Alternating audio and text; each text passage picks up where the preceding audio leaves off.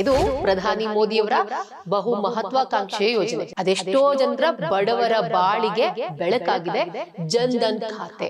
ಜನ್ ಧನ್ ಯೋಜನೆ ಇದೆಯಲ್ಲ, ಈ ಒಂದು ಹೇಗೆ ಇಂಪ್ಯಾಕ್ಟ್ ಆಯ್ತು ಆ ಲೇಡಿ ಲೈಫ್ ಅಲ್ಲಿ ಅಂತ ಅಂದ್ರೆ, ಮೊದಲೆಲ್ಲ ನಾನು ದುಡ್ದಿದ್ದ ಹಣ ನಂಗೊಂದು ಬ್ಯಾಂಕ್ ಅಕೌಂಟ್ ಮಾಡಿಸ್ಬೇಕು, ಈ ರೀತಿ ಒಂದು ನಾಲೆಜ್ ಇರಲಿಲ್ಲ. ಜನ್ ಧನ್ ಯೋಜನೆ ಬಗ್ಗೆ ಯಾರೋ ಆ ಲೇಡಿ ಹೇಳಿದ್ದಾರೆ. ಸೊ ತಕ್ಷಣಕ್ಕೆ ಹೋಗಿ ಜನ್ ಧನ್ ಅಕೌಂಟ್ ಅಲ್ಲಿ ತಮ್ಮ ಒಂದು ಅಕೌಂಟ್ ನ ಓಪನ್ ಮಾಡಿದ್ರು.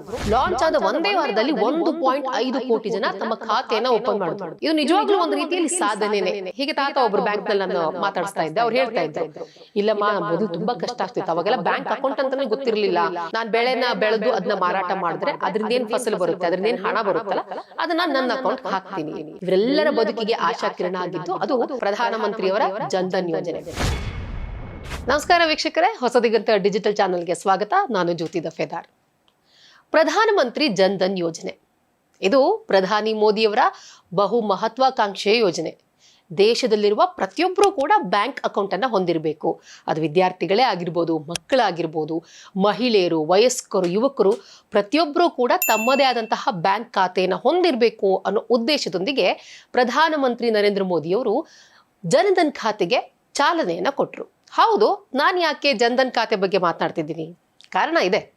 ಏನಪ್ಪಾ ಅಂತ ಅಂದ್ರೆ, ಇದೇ ಆಗಸ್ಟ್ 28, 2014 ಪ್ರಧಾನಮಂತ್ರಿ ನರೇಂದ್ರ ಮೋದಿಯವರು ಜನ್ ಧನ್ ಖಾತೆ ಯೋಜನೆಗೆ ಚಾಲನೆಯನ್ನು ಕೊಟ್ಟಿದ್ರು. ಇವತ್ತಿಗೆ ಈ ಒಂದು ಯೋಜನೆ ಸ್ಟಾರ್ಟ್ ಆಗಿ 10 ವರ್ಷಗಳಾಗಿದೆ, ದಶಕಗಳು ಕಳೆದಿದೆ. ಮೇರಾ ಖಾತಾ ಭಾಗ್ಯ ವಿಧಾತ ಅನ್ನೋ ಒಂದು ಟ್ಯಾಗ್ ಲೈನ್ ನೊಂದಿಗೆ ಇದು ಪ್ರಾರಂಭ ಆಯಿತು. ಏನಪ್ಪ ಹಂಗಂದ್ರೆ, ನನ್ನ ಖಾತೆ ನನ್ನ ಭಾಗ್ಯ ವಿಧಾತ, ಅದೇ ನನ್ನ ಖಾತೆ ನನ್ನ ಅದೃಷ್ಟನ ಬದಲಾವಣೆ ಮಾಡುತ್ತೆ ಅಂತ.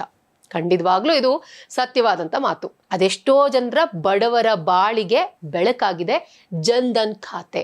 ಈ ಬ್ಯಾಂಕ್ ಅಕೌಂಟ್ ಅಂತ ಅಂದ್ರೆ ಎಷ್ಟೋ ಜನರಿಗೆ ಮರೀಚಿಕೆಯಾಗಿತ್ತು. ಆದರೆ ಇವತ್ತು ಭಾರತದ ಅದೆಷ್ಟೋ ಲಕ್ಷ ಕೋಟಿ ಜನ ಇವತ್ತು ತಮ್ಮದೇ ಆದಂತಹ ಸ್ವಂತವಾದಂತಹ ಬ್ಯಾಂಕ್ ಅಕೌಂಟ್ ಅನ್ನ ಹೊಂದಿದ್ದಾರೆ.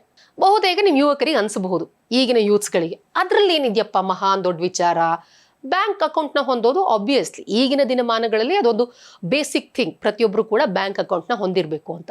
ಆದರೆ 2014 ಹಿಂದೆ, ಅಂದರೆ 2014 ಹೊತ್ತಿಗೂ ಭಾರತಕ್ಕೆ ಸ್ವಾತಂತ್ರ್ಯ ಸಿಕ್ಕಿ 67 ವರ್ಷ ಆದರೂ ಅದೆಷ್ಟೋ ಜನ ಭಾರತೀಯರು ಬ್ಯಾಂಕ್ ಅಕೌಂಟನ್ನು ಹೊಂದಿರಲಿಲ್ಲ. ಬ್ಯಾಂಕ್ ಅಕೌಂಟಾ ಅಂದರೆ ಆ ಪದನೇ ಎಷ್ಟೋ ಜನರಿಗೆ ಗೊತ್ತೇ ಇರಲಿಲ್ಲ. ಆದರೆ ಇವತ್ತು ಬಹುತೇಕರು ಎಲ್ಲರೂ ಕೂಡ ಬ್ಯಾಂಕ್ ಅಕೌಂಟನ್ನು ಹೊಂದಿದ್ದಾರೆ. ಅದು ಸಾಧ್ಯ ಆಗಿದೆ ಹೇಗೆ ಅಂತ ಅಂದ್ರೆ ಇದೇ ಜನ್ ಧನ್ ಯೋಜನೆಯಿಂದ. ಇನ್ನು ಮಹಿಳೆಯರಂತೂ ಪಾಪ ಅವ್ರ ಗೋಲ್ಡ್ ಕೇಳೋದೇ ಬೇಡ. ಅವಾಗೆಲ್ಲ ಏನ್ ಮಾಡ್ತಿದ್ರು, ಹಣ ಇಟ್ಕೊಳ್ಳೋದಕ್ಕೆ ಅವರಿಗೆ ಮನೆಯಲ್ಲೇ ಒಂದು ಡಬ್ಬಿಲಿಡೋದು ಅಥವಾ ಎಲ್ಲೋ ಒಂದ್ ಕಡೆ ಇಟ್ಬಿಡ್ತಿದ್ರು. ಯಾಕಂದ್ರೆ ಬ್ಯಾಂಕ್ ಅಕೌಂಟ್ ಇರ್ತಿರ್ಲಿಲ್ಲ. ಅದೆಷ್ಟೋ ಜನರಿಗೆ ಬ್ಯಾಂಕ್ ಅಕೌಂಟ್ ತೆರೆಯೋದು ಅಂದ್ರೆ ಒಂದು ಕನಸಿನ ಮಾತು. ಸುಮಾರು ದಶಕಗಳ ಹಿಂದೆ, ಅಂದ್ರೆ 4 ದಶಕಗಳ ಹಿಂದೆ ಕಾಂಗ್ರೆಸ್ಸು ಬಡವರ ಉದ್ಧಾರಕ್ಕೋಸ್ಕರ ಬ್ಯಾಂಕ್ಗಳನ್ನ ರಾಷ್ಟ್ರೀಕರಣ ಮಾಡ್ತು. ಆದ್ರೆ ಇದರಿಂದ ನಿಜವಾಗ್ಲೂ ಕೂಡ ಬಡವರಿಗೆ ಅನುಕೂಲ ಆಯ್ತಾ? ಖಂಡಿತವಾಗ್ಲೂ ಇಲ್ಲ. ಆಗ್ಲೂ ಕೂಡ ಜನ ಬ್ಯಾಂಕ್ ಟ್ರಾನ್ಸಾಕ್ಷನ್ ಇಂದ, ಈ ಬ್ಯಾಂಕ್ ವ್ಯವಹಾರದಿಂದ ದೂರನೇ ಇದ್ರು, ವಂಚಿತರಾಗಿದ್ರು. ಇವತ್ತು ಸಂತಸದ ವಿಚಾರ ಏನಪ್ಪಾ ಅಂತ ಅಂದ್ರೆ, 10 ವರ್ಷದ ಚಿಕ್ಕ ಮಕ್ಕಳಿಂದ ಹಿಡಿದು 60 ವರ್ಷದ ವೃದ್ಧರವರೆಗೂ ಕೂಡ ಬ್ಯಾಂಕ್ ಅಕೌಂಟ್ ಅನ್ನು ಹೊಂದಬಹುದು. ಸಾಮಾನ್ಯವಾಗಿ ಚಿಕ್ಕ ಮಕ್ಕಳು ಅಂತ ಅಂದ್ರೆ ಅವರಿಗೆ ಬ್ಯಾಂಕಿನ ವ್ಯವಹಾರನೇ ಗೊತ್ತಿರೋದಿಲ್ಲ. ಆದ್ರೆ ಪ್ರಧಾನಮಂತ್ರಿಯವರು ಈ ಒಂದು ಯೋಜನೆಯನ್ನು ಮಾಡಿದಾರಲ್ವಾ, ಜನ್ ಧನ್ ಯೋಜನೆ, ಇದರಲ್ಲಿ ಚಿಕ್ಕ ಮಕ್ಕಳು ಕೂಡ ತಮ್ಮದೇ ಆದ ಖಾತೆಯನ್ನು ಹೊಂದಬಹುದು. ಅಂದ್ರೆ ಈಗಿಂದಾನೇ ಅವರಿಗೆ ಒಂದು ರೀತಿ ಟ್ರಾನ್ಸಾಕ್ಷನ್ ಬಗ್ಗೆ ಒಂದು ನಾಲೆಜ್ ಬಂದ ಹಾಗೆ ಆಗುತ್ತೆ. ಇನ್ನು ಜನ್ ಧನ್ ಖಾತೆ ಹಲವಾರು ರೀತಿಯಲ್ಲಿ ಉಪಯೋಗವಾಗುತ್ತೆ. ಕ್ರೆಡಿಟ್ ಆಗಿರ್ಬೋದು, ಹೆಲ್ತ್ ಇನ್ಶೂರೆನ್ಸು, ಇವಕ್ಕೆಲ್ಲದಕ್ಕೂ ಕೂಡ ಹೆಲ್ಪ್ಫುಲ್ ಆಗುತ್ತೆ. ವೆರಿ ಇಂಟ್ರೆಸ್ಟಿಂಗ್ ಥಿಂಗ್ ಏನಪ್ಪಾ ಅಂತ ಅಂದ್ರೆ, 2014 ನರೇಂದ್ರ ಮೋದಿಯವರು ಜನ್ ಧನ್ ಖಾತೆ ಯೋಜನೆಗೆ ಚಾಲನೆಯನ್ನು ಕೊಟ್ಟರು. ಸರಿಯಾಗಿ ಗಮನ ಇಟ್ಟು ಕೇಳಿ. ಈ ಒಂದು ಯೋಜನೆಗೆ ಚಾಲನೆ ಕೊಟ್ಟಂತಹ ಒಂದೇ ವಾರದಲ್ಲಿ ಬರೋಬ್ಬರಿ 1.5 ಕೋಟಿ ಜನ ಬ್ಯಾಂಕ್ ಅಕೌಂಟ್ನ ಓಪನ್ ಮಾಡಿದ್ರು. ಜಸ್ಟ್ ಇಮ್ಯಾಜಿನ್, ಅಲ್ಲಿವರೆಗೂ ಕೂಡ ಬ್ಯಾಂಕ್ ಅಕೌಂಟ್ ಅಂದ್ರೆ ಎಷ್ಟೋ ಜನರಿಗೆ ಅದ್ರ ಅವೇರ್ನೆಸ್ಸೇ ಇರಲಿಲ್ಲ. ಇದು ಗಿನ್ನಿಸ್ ಬುಕ್ ಆಫ್ ರೆಕಾರ್ಡ್ನಲ್ಲೂ ಕೂಡ ದಾಖಲಾಗಿದೆ. ಇದು ನಿಜವಾಗ್ಲೂ ಒಂದು ರೀತಿಯಲ್ಲಿ ಸಾಧನೆನೇ. ವೀಕ್ಷಕರೇ, ಇವತ್ತು ಬರೋಬ್ಬರಿ 53 ಕೋಟಿ ಜನ ಜನ್ ಧನ್ ಖಾತೆಯಲ್ಲಿ ಅಕೌಂಟ್ನ ಹೊಂದಿದ್ದಾರೆ. ಹಾಗೇನೆ ಬರೋಬ್ಬರಿ 2.3 ಲಕ್ಷ ಕೋಟಿ ಹಣ ಇಲ್ಲಿವರೆಗೂ ಡೆಪಾಸಿಟ್ ಆಗಿದೆ ಕಳೆದ 10 ವರ್ಷದಲ್ಲಿ. ಇನ್ನು ವೆರಿ ಇಂಟ್ರೆಸ್ಟಿಂಗ್ ಅಂತ ಅಂದ್ರೆ, ಮೊದಲೆಲ್ಲ ಹೇಗಿತ್ತು ಅಂತ ಅಂದ್ರೆ, ಬ್ಯಾಂಕ್ ಅಕೌಂಟು, ಬ್ಯಾಂಕ್ ವ್ಯವಹಾರ ಅಂತ ಅಂದ್ರೆ ಅದೊಂದು ನಗರಗಳಿಗೆ, ಮೆಟ್ರೋಪಾಲಿಟನ್ ಸಿಟಿಗಷ್ಟೇ ಸೀಮಿತವಾಗಿರ್ತಿತ್ತು. ಆದ್ರೆ ಜನ್ ಧನ್ ಅಕೌಂಟ್ ಏನಿದೆ ಅಲ್ಲ, ಇದರಲ್ಲಿ 65% ಗ್ರಾಮೀಣ ಪ್ರದೇಶ ಜನ, ಸೆಮಿ ಅರ್ಬನ್, ಅರ್ಬನ್, ಇಲ್ಲಿ ಈ ಒಂದು ವ್ಯಾಪ್ತಿಯಲ್ಲಿ ಬರುವಂತಹ ಜನ ತಮ್ಮ ಖಾತೆಯನ್ನು ಓಪನ್ ಮಾಡ್ಕೊಂಡಿದ್ದಾರೆ. ಡೈರೆಕ್ಟ್ ಟ್ರಾನ್ಸ್ಫರ್ ಇಲ್ಲಿವರೆಗೂ 39 ಲಕ್ಷ ಕೋಟಿ ಮೊತ್ತದಷ್ಟಾಗಿದೆ. ಹೆಣ್ಣೊಂದು ಕಲಿತರೆ ಶಾಲೆಯೊಂದು ತೆರೆದಂತೆ ಅನ್ನೋ ಒಂದು ಗಾದೆ ಮಾತಿದೆ. ನಿಜಕ್ಕೂ ನಮ್ಮ ದೇಶ ಅಭಿವೃದ್ಧಿ ಎಲ್ಲಾಗಿದೆ ಅಂತ ಅಂದ್ರೆ ಇದನ್ನ ನಾವು ಹೇಗೊಂದು ಮೆಜರ್ ಮಾಡ್ಬೋದು ಅಂತ ಅಂದ್ರೆ ಹೆಣ್ಮಕ್ಳು ಎಜುಕೇಶನ್ ಅಥವಾ ಹೆಣ್ಮಕ್ಳು ಯಾವ ರೀತಿ ಅಭಿವೃದ್ಧಿ ಹೊಂದಿದ್ದಾರೆ ಅನ್ನೋದು ಕೂಡ ಒಂದು ಮಾನದಂಡ ಆಗುತ್ತೆ. ಇನ್ನು ಜನ್ಧನ್ ಯೋಜನೆ ಬಗ್ಗೆ ಹೇಳ್ಬೇಕಂದ್ರೆ ಇದು ನನ್ನ ಅನುಭವಕ್ಕೆ ಬಂದಿರುವಂಥದ್ದು. ನಾನು ಹೀಗೆ ಡೈಲಿ ಈ ಹಣ್ಣು ತಗೊಳಕ್ ಹೋಗ್ತಿದ್ದಲ್ಲ, ಅಲ್ಲೊಬ್ರು ಲೇಡಿ ವ್ಯಾಪಾರ ಮಾಡ್ತಾ ಇರ್ತಿದ್ರು. ಆ ಲೇಡಿ ಹೀಗೆ ನನಗೆ ಪರಿಚಯ ಆಗ್ತಾ ಹೀಗೆ ಮಾತಾಡ್ತಾ ಇದ್ರು. ಆಗ ಜನ್ಧನ್ ಯೋಜನೆ ಬಗ್ಗೆ ಬಂತು. ಪಾಪ ಅವ್ರು ಹೇಳಿದ್ರು, ನಾನು ತುಂಬಾ ಕಷ್ಟಪಟ್ಟು ದುಡಿತೀನಿ, ಆದ್ರೆ ಜನ್ಧನ್ ಯೋಜನೆ ಇದೆಯಲ್ಲ ಈ ಒಂದು ಹೇಗೆ ಇಂಪ್ಯಾಕ್ಟ್ ಆಯ್ತು ಆ ಲೇಡಿ ಲೈಫಲ್ಲಿ ಅಂತ ಅಂದ್ರೆ, ನಾನು ಏನ್ ಮಾಡ್ತಿದ್ದೆ ಅಂತ ಅಂದ್ರೆ ಮೊದಲೆಲ್ಲ ನಾನು ದುಡ್ದಿದ್ದ ಹಣ ನಂಗೊಂದು ಬ್ಯಾಂಕ್ ಅಕೌಂಟ್ ಮಾಡಿಸ್ಬೇಕು, ಈ ರೀತಿ ಒಂದು ನಾಲೆಜೇ ಇರಲಿಲ್ಲ ನಂಗೆ, ಆ ಜ್ಞಾನನೇ ಇರಲಿಲ್ಲ. ನಾನೇನ್ ಮಾಡ್ತಿದ್ದೆ, ಹೋಗಿ ನನ್ನ ಗಂಡಂಗೆ ಕೊಡೋದು, ಅದು ಮತ್ತೆ ಕೈ ಕೊಡೋದು, ಈ ತರ ಮಾಡ್ತಿದ್ದೆ. ಪಾಪ ಈಕೆ ದಿನನಿತ್ಯವೂ ಕೂಡ ಹಗಲಿರುಳು ದುಡ್ದು ಹಣನ ಹೋಗಿ ಗಂಡನ ಕೈ ಕೊಡೋದು, ಗಂಡ ಕುಡ್ದು ಆ ಹಣನ ಹಾಳು ಮಾಡೋದು. ಹಿಂಗೆ ಮಾಡ್ತಾ ಏನಪ್ಪ ನಾನು ದುಡಿತಾ ಇದ್ದೀನಿ, ಎಲ್ಲೂ ಉಳಿತಾಯ ಆಗ್ತಿಲ್ಲ ಅಂತ ಯೋಚನೆ ಮಾಡ್ತಿರುವಾಗ ಹಿಂಗೆ ಜನ್ಧನ್ ಯೋಜನೆ ಬಗ್ಗೆ ಯಾರೋ ಆ ಲೇಡಿ ಹೇಳಿದ್ದಾರೆ. ಸೊ ತಕ್ಷಣಕ್ಕೆ ಹೋಗಿ ಜನ್ಧನ್ ಅಕೌಂಟಲ್ಲಿ ತಮ್ಮ ಒಂದು ಅಕೌಂಟ್ನ ಓಪನ್ ಮಾಡಿದ್ರು. ಸೊ ಈಗ ಅವರೇ ಹೇಳ್ತಿದ್ದಾರೆ, ನಾನು ಪ್ರತಿ ತಿಂಗಳು ಕೂಡ ಇಂತಿಷ್ಟು ಹಣ ಅಂತ ಸೇವ್ ಮಾಡ್ತಾ ಇದ್ದೀನಿ. ಸೊ ನನಗೆ ಡೈರೆಕ್ಟಾಗಿ ಹಣ ಬರ್ತಾ ಇದೆ, ನಾನು ಕೂಡ ಸೇವಿಂಗ್ ಮಾಡ್ತಾ ಇದ್ದೀನಿ, ನನ್ನ ಲೈಫ್ ಕೂಡ ಒಂದು ಮಟ್ಟಿಗೆ ಇಂಪ್ರೂವ್ ಆಗ್ತಾ ಇದೆ. ಸೊ ನನಗೆ ಜನ್ಧನ್ ಯೋಜನೆಯಿಂದ ತುಂಬಾ ಹೆಲ್ಪ್ ಆಗಿದೆ ಅಂತ ಆ ಮಹಿಳೆ ಹೇಳ್ತಿರುವಾಗ ಆ ಮುಖದಲ್ಲಿ ಒಂದು ಸ್ಮೈಲ್, ಆ ಖುಷಿ ಇರುತ್ತಲ್ಲ, ಅದು ನೋಡಕ್ಕೆ ಚಂದ. ಹಾಗೇನೆ ಜನ್ಧನ್ ಯೋಜನೆ SC ST OBC ಇವರೆಲ್ಲರಿಗೂ ಕೂಡ ಒಂದು ಲೆಕ್ಕದಲ್ಲಿ ಸಹಾಯಕಾರಿಯಾಗಿದೆ.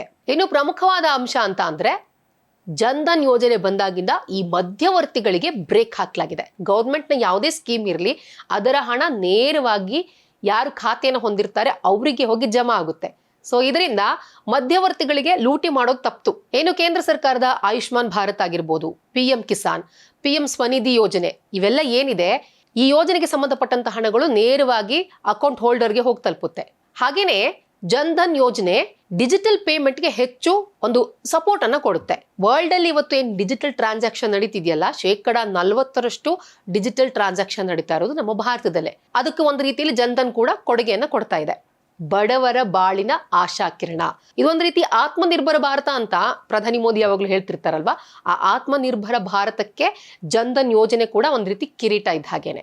ಇವಾಗೇನು ಪ್ರಧಾನಮಂತ್ರಿ ಕಿಸಾನ್ ಯೋಜನೆ ಇದೆಯಲ್ಲ, ಡೈರೆಕ್ಟ್ ಹೋಗಿ ರೈತರಿಗೆ ಅವ್ರ ಅಕೌಂಟ್ಗೆ ಹೋಗಿ ತಲುಪುತ್ತೆ. ಹೀಗೆ ತಾತ ಒಬ್ರು ಬ್ಯಾಂಕ್ ನಲ್ಲಿ ನಾನು ಮಾತಾಡಿಸ್ತಾ ಇದ್ದೆ, ಅವ್ರು ಹೇಳ್ತಾ ಇದ್ರು, ಇಲ್ಲಮ್ಮ ಮೊದಲು ತುಂಬಾ ಕಷ್ಟ ಆಗ್ತಿತ್ತು, ಅವಾಗೆಲ್ಲ ಬ್ಯಾಂಕ್ ಅಕೌಂಟ್ ಅಂತಾನೆ ಗೊತ್ತಿರಲಿಲ್ಲ, ಹೆಂಗ್ ಓಪನ್ ಮಾಡಬೇಕು, ಇದರಿಂದ ಇಷ್ಟೆಲ್ಲ ಪ್ರಯೋಜನಗಳಿವ್ಯಾ ಅಂತ ಅನ್ಕೊಂಡು, ಆದ್ರೆ ನಾನು ಕೂಡ ಜನ್ಧನ್ ಖಾತೆ ಅಂಡರ್ ಒಂದು ಬ್ಯಾಂಕ್ ಅಕೌಂಟ್ ನ ಓಪನ್ ಮಾಡಿದೆ. ಈಗ ನಾನು ಏನೇ ಒಂದು ನಾನು ಬೆಳೆನ ಬೆಳೆದು ಅದನ್ನ ಮಾರಾಟ ಮಾಡಿದ್ರೆ ಅದರಿಂದ ಏನ್ ಫಸಲು ಬರುತ್ತೆ, ಅದರಿಂದ ಏನ್ ಹಣ ಬರುತ್ತಲ್ಲ, ಅದನ್ನ ನನ್ನ ಅಕೌಂಟ್ ಹಾಕ್ತೀನಿ. ಮೇರಾ ಖಾತಾ ಮೇರಾ ವಿಧಾತ ಅಂತ ಇದೆಯಲ್ಲ, ಅದೇ ರೀತಿ ನನ್ನ ಖಾತೆ ನನ್ಗೆ ತುಂಬಾನೇ ಹೆಲ್ಪ್ ಆಗ್ತಾ ಇದೆ ಅಂತ. ಪ್ರತಿಯೊಬ್ರು ಕೂಡ ಯಾರ್ಯಾರು ಬ್ಯಾಂಕ್ ಅಕೌಂಟ್ ನ ಹೊಂದೋದಕ್ಕೆ ಸಾಧ್ಯ ಇಲ್ಲ ಅಂತ ಯೋಚನೆ ಮಾಡ್ತಿದ್ರು, ಎಲ್ಲರಿಗೂ ಎಷ್ಟು ಕನಸಾಗಿತ್ತೋ ಆ ಕನಸನ್ನ ನನಸು ಮಾಡಿದ್ದು, ಇವರೆಲ್ಲರ ಬದುಕಿಗೆ ಆಶಾಕಿರಣ ಆಗಿದ್ದು ಅದು ಪ್ರಧಾನಮಂತ್ರಿಯವರ ಜನ್ಧನ್ ಯೋಜನೆ. ಇವತ್ತಿಗೆ 10 ವರ್ಷ ತುಂಬಿದೆ. ಸೊ ಜನ್ಧನ್ ಯೋಜನೆ ಇನ್ನಷ್ಟು ಜನರ ಬಾಳಲ್ಲಿ ಬೆಳಕಾಗ್ಲಿ ಅಂತ ನಾವು ಕೂಡ ಆಶಿಸ್ತೀವಿ. ಇದಾಗಿತ್ತು ಈ ಹೊತ್ತಿನ ವಿಶೇಷ. ಈ ವಿಡಿಯೋ ಇಷ್ಟ ಆದಲ್ಲಿ ಲೈಕ್ ಮಾಡಿ, ಶೇರ್ ಮಾಡಿ, ಕಮೆಂಟ್ ಮಾಡಿ. ಹಾಗೆ ಹೆಚ್ಚಿನ ಕಂಟೆಂಟ್ಗಾಗಿ ನಮ್ಮ ಹೊಸ ದಿಗಂತ ಡಿಜಿಟಲ್ ಚಾನಲ್ನ ಸಬ್ಸ್ಕ್ರೈಬ್ ಮಾಡಿ. ನಮಸ್ಕಾರ.